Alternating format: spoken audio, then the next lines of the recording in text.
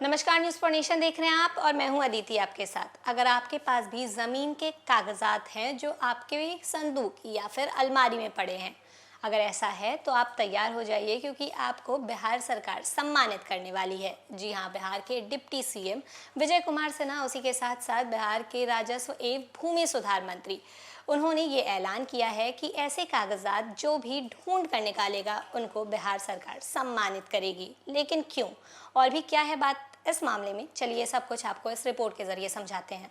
बिहार में भू अभिलेखों को लेकर बड़ी पहल की गई है। बजट सत्र के दौरान आरजेडी विधायक गौतम कृष्ण द्वारा उठाए गए मुद्दे के बाद उप मुख्यमंत्री एवं राजस्व एवं भूमि सुधार मंत्री विजय कुमार सिन्हा ने महत्वपूर्ण घोषणा की।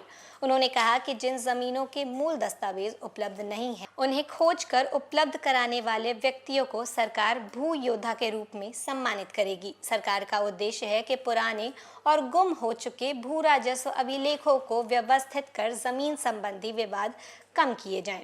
किशनगंज जिले के दिलर बैंक प्रखंड के बंदोबस्ती जमीन पर कथित अवैध कब्जों के आरोप में भी सरकार ने स्थिति अपनी स्पष्ट की है।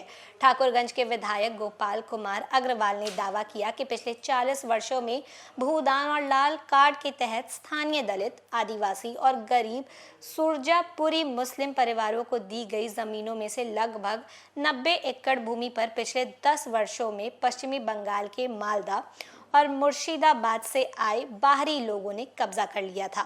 उन्हें इन जमीनों पर फिजिकल वेरिफिकेशन कर अवैध कब्जा हटाने की भी मांग की है। इस पर उप मुख्यमंत्री ने कहा कि किशनगंज के कलेक्टर से प्राप्त प्रतिवेदन में ऐसे किसी भी कब्जे की पुष्टि नहीं हुई है। हालांकि उन्होंने स्पष्ट किया कि यदि बंदोबस्ती जमीन पर अवैध हस्तांतरण या फिर खरीद बिक्री के मामले सामने आते हैं तो संबंधित खरीदार के नाम दर्ज जमाबंदी को रद्द कर दिया जाएगा। ऐसी स्थिति में जमीन पुनः सरकार के अधिकार में चली जाएगी। इसके अलावा उप मुख्यमंत्री ने नगर विकास विभाग को लेकर भी अहम घोषणा की। उन्होंने कहा कि अब विभाग में सभी विकास कार्य टेंडर प्रक्रिया के माध्यम से ही कराए जाएंगे, विभागीय स्तर पर सीधे कार्य नहीं होंगे। विपक्ष द्वारा लगाए गए आरोपों की कि 1 करोड़ की योजनाओं को छोटे छोटे हिस्सों में बांटकर अनियमित तरीके से उनको दिया जा रहा है, पर उन्होंने इस पर भी कहा कि यदि ऐसी कोई शिकायत मिलती है तो उसकी जांच भी कराई जाएगी। सरकार की इन घोषणाओं को भूमि प्रबंधन में पारदर्शिता और जवाबदेही बढ़ाने की दिशा में एक महत्वपूर्ण कदम माना जा रहा है।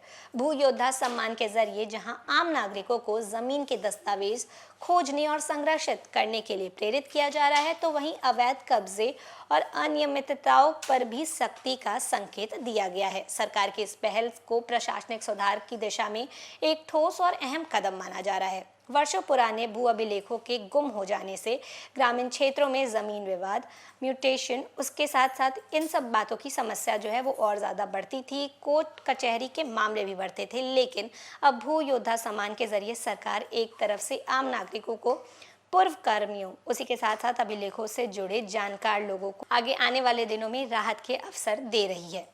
तो फिलहाल इस खबर में बस इतना ही। ऐसे ही लगातार जानकारियों के लिए बने रहे न्यूज़ फॉर नेशन के साथ। तब तक के लिए नमस्कार।